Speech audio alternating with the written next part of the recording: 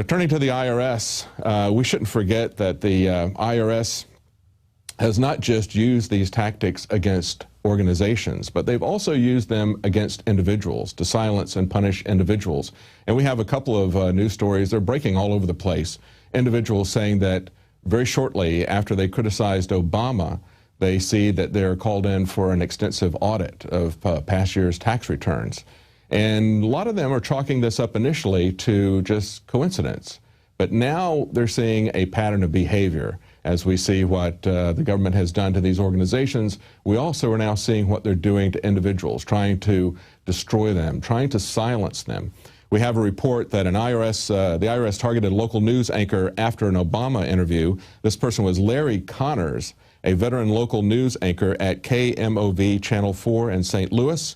He says the IRS has been targeting him since an April 2012 interview that he conducted with President Obama, a fact that he dismissed initially as coincidence until the recent reports about the IRS targeting conservative groups.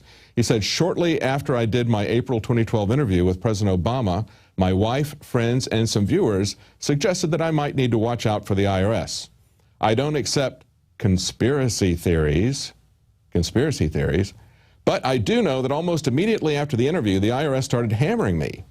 He put that on his Facebook page. And we have another report from Eric Balling, who is on the Fox News Network's The Five, and he said essentially the same thing. In 2011, he was pretty vocal against 4 more years of Obama. He says, I don't know if it's coincidence or not, but I did get an IRS audit in 2012 for my 2011 tax returns. I'm not sure if there's any correlation.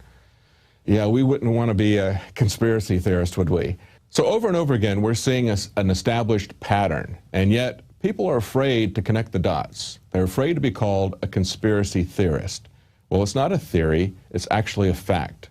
And we're seeing this happen in many different areas. But before we go to those other areas, let's take a look at what Obama is going to do. He's going to fix all of this for us.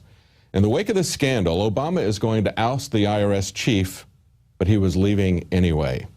President Obama announced Wednesday that acting IRS Commissioner Steve Miller would resign in the wake of the agency scandal in which conservative groups are targeted, although Miller was apparently set to step down anyway.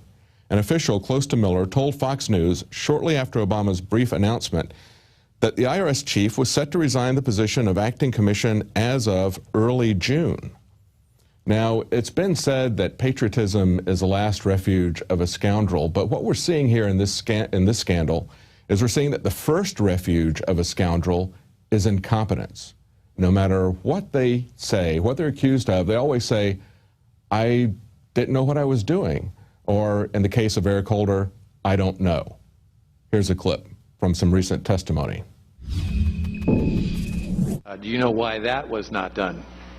There are exceptions to that rule. I do not know, however. Again, Mr. Chairman, I don't know.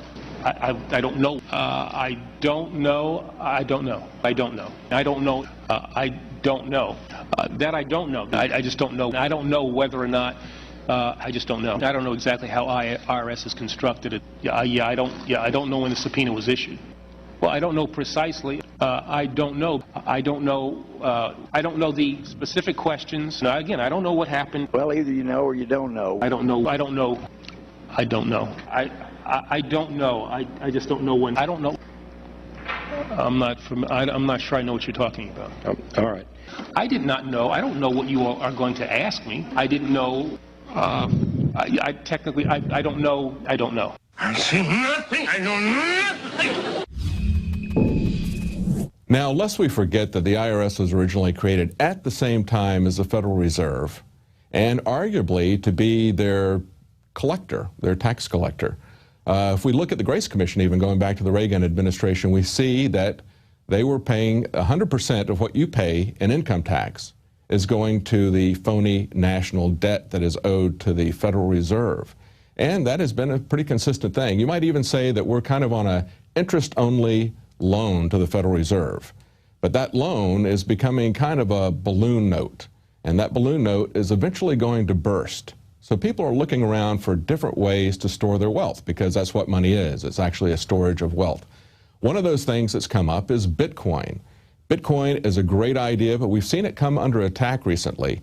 Recently, if you remember, just a few weeks ago, there was a dramatic plunge in the value of Bitcoin because of a massive sell-off. And we said at the time that might be an attack from the government. Well, now it turns out that the government is getting even more direct. If that was an attack, they're getting even more direct on Bitcoin. The U.S. Department of Homeland Security has issued a court order against Mt. Gox. The U.S. Department of Homeland Security has issued a court order to payment network provider Dwolla to cease providing services to the company that sits between it and the Bitcoin exchange Mt. Gox. Dwolla sent emails to customers that have recently made transactions between it and Mt. Gox, informing them that it was unable to move money to and from Mutum Sigilum LLC's Dwolla account due to orders it had received from DHS and the U.S. District Court of Maryland. Now, consider the fact that this is coming from Homeland Security. That is an extremely interesting development because usually when you're talking about money issues, that's usually the jurisdiction of the Treasury Department. But this is coming from Homeland Security. And it's also interesting to see that this is just an edict.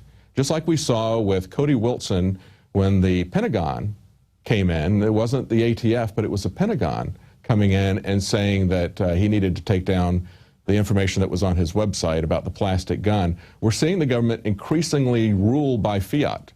And it appears that pretty much any agency can tell you to do anything that they want to. There doesn't even really seem to be any clear lines of authority anymore.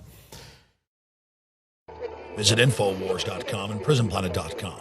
When you're on the site, you can also tune in 24 hours a day to my daily radio broadcast. There's also a free iPhone app to listen to the syndicated radio show when and where you want.